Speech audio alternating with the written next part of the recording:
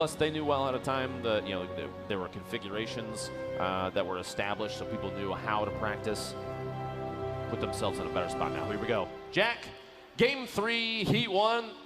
Let's get into it. The finale of Fall Skirmish. Yeah, it's, again, we know our top 12. We saw the leaderboards. Who will hang on to those positions? Who will fall out of it? Who will move on in?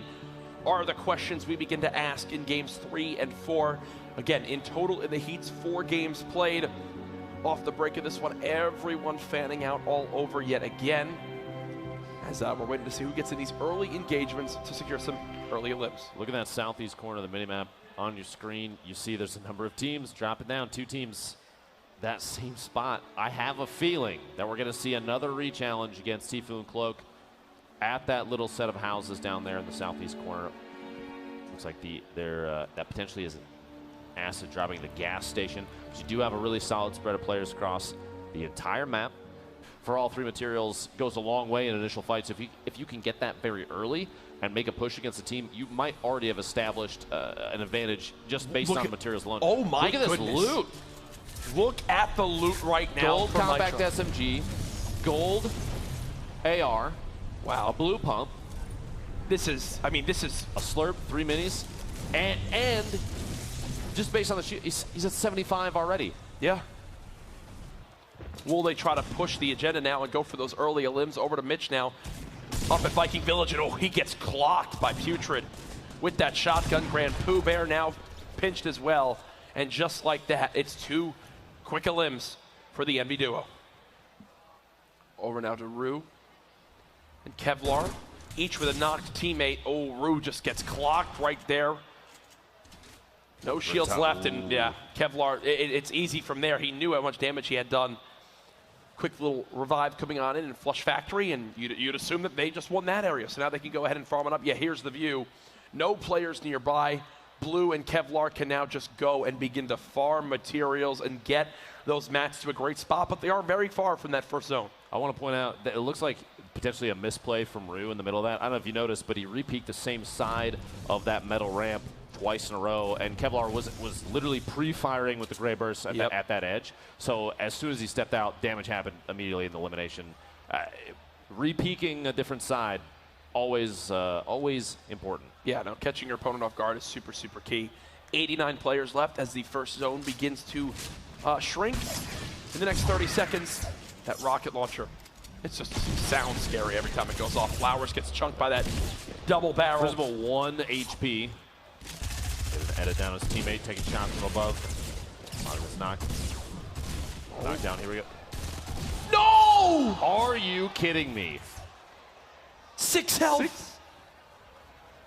Instead, we'll have to seek refuge inside this house. Walls being spammed as grenades are thrown, but no damage landed. See, Left Eye, Geber both have quite a bit of resources. 3-1-1. I think the biggest thing with the resources is their health right now. Look at the difference in health pool.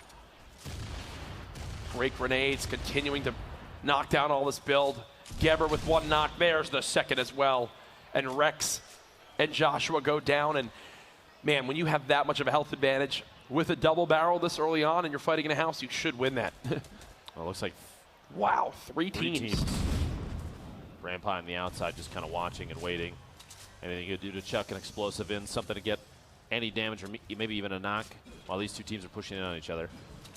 We need some things to just get very lucky for us, right? Like, we need some stuff on our end to save us in this scenario. As Eternal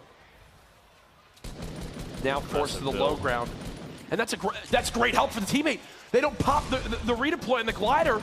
Again, an example of some of these new things coming to play. That's 00 Flower who's knocked. Eternal gets traded. A one-on-one. They're trying to go for the elim. Can he save his teammate? No. Doesn't save the teammate in time. This Mountain is still alive in there. Yeah. Versus Mountain.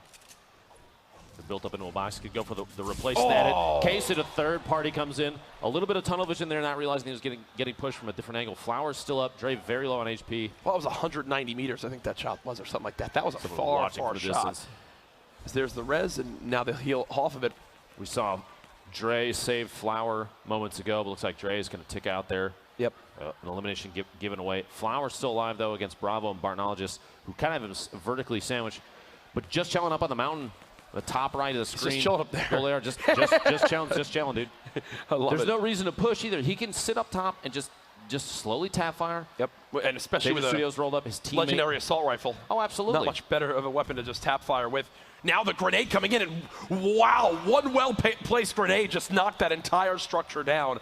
Keep in mind the glider redeployed, not going to really knock anybody out, but still, there goes 00 Flower losing that fight to Bartonologist. As the structure was coming down, Bartonologist pulled out a grappler, one of a very common weapon, item we've seen a lot of people pick up in this, just because the utility of movement is so important. It looked like he flew away and immediately doubled back and took shots on Flowers. Flowers trying to rotate away from those grenades. Did not pay off, though. We got a lot of teams building up here around containers. 1, 2, 3, 4, 5, even potentially 6, as you see the team from Hero rotating in. This was from earlier on in the game. Noobtra and Novi, we always mention how they seem to get these early elims. Each game in this heat so far, they've had they've been at 2 elims off the opening minute of the game. Mitro, Megan, they're going for it now. Look at how low they are on AR ammo. Barely gets any damage from that shotgun tag, but a quick cleanup there will come on through. It's so key to have those good swap weapons from, I believe, 16 total rounds now to 128. And they've got eyes on the teammate. There goes Austin. This team from Atlantis, so darn good together. I'd like to point out super quick, I was going to say, they are the last ones, it looks like, potentially rotating in the storm. There might be one other team. They were so far out. I can tell you right now, when they go back and watch this, they're going to wish they knew that that player was near one shot just behind him. But Mitro gets the knock on Roto as they're rotating in. Those F3 players that hugged the edge of the zone, which was an intelligent play at the time, kind of put him in a bad spot. There we go. And look at that. Mitro, those are the players that were shooting Atlantis in the back. Yep. From the edge of that zone. And because they made the rotation and moved in early, they're rewarded by being able to gatekeep. But now, the script has been flipped on them. They've got to now push on in. They've got opponents shooting the high ground, and here's the build battle about to commence. Mitro moving on up. You've got the grappler for Megan as well. Quick double ramps going on in. The 90 used to get the high ground, and just like that, the high ground has been earned by the Atlantis players. A brilliant rotation, a master class there. 4 limbs so far this game as well.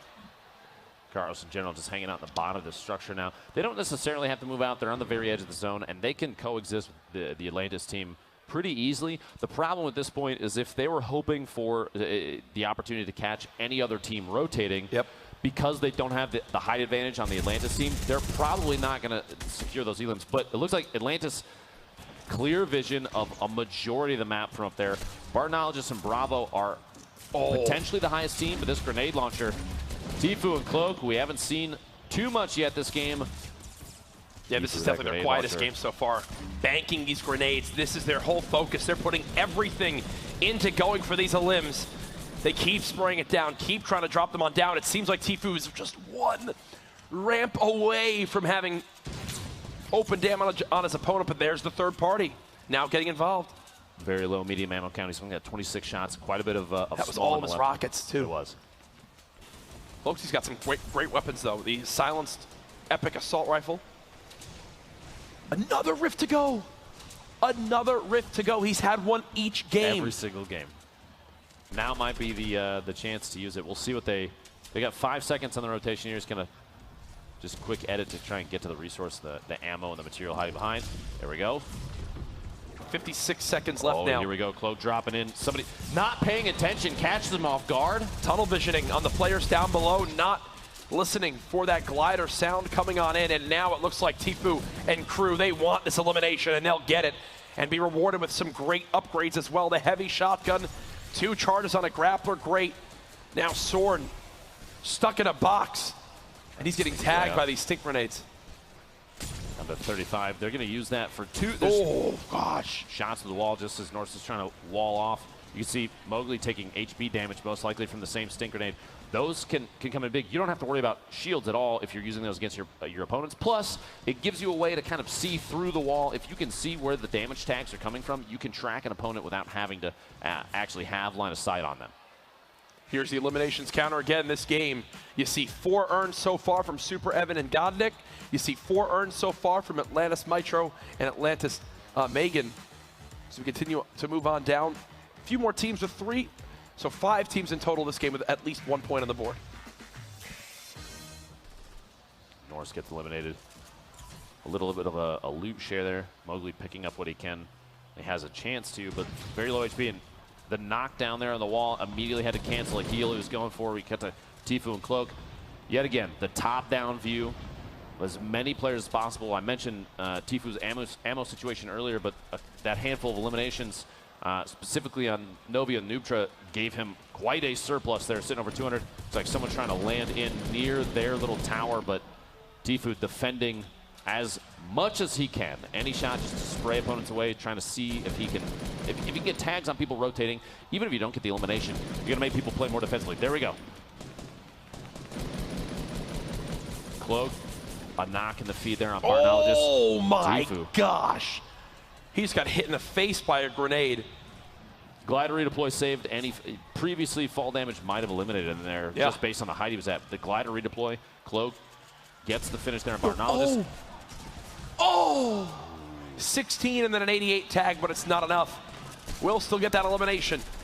The Atlantis players now in play. Look at how much it takes to destroy one of those metal walls. Some brilliant tags with the compact SMG. And this is still the weapons from the very beginning of the game. That's how good the loot was for Mitro. Has not needed to change anything about the loadout. The only problem at this point is long-range third-party might be tough. He's only got 7 medium ammo left. Yep. But everything up close. He's handled. If you're in smelling range, he's got enough shotgun shells and small rounds to take care of business. That roof actually just blocked him right there. Some loot down to the right. Willie trying to go pick it up, and it's bait!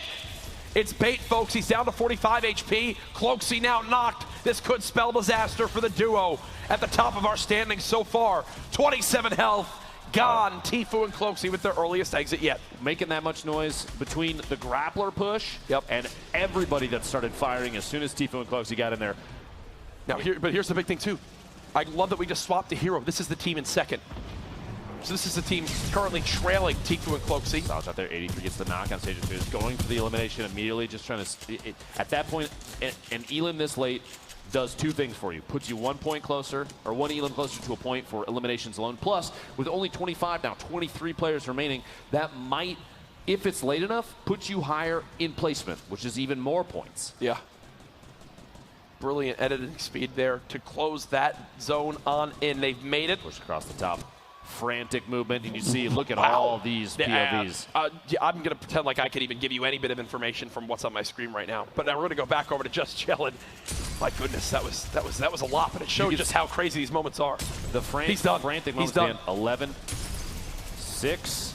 No way. 6 HP. Oh, the zone.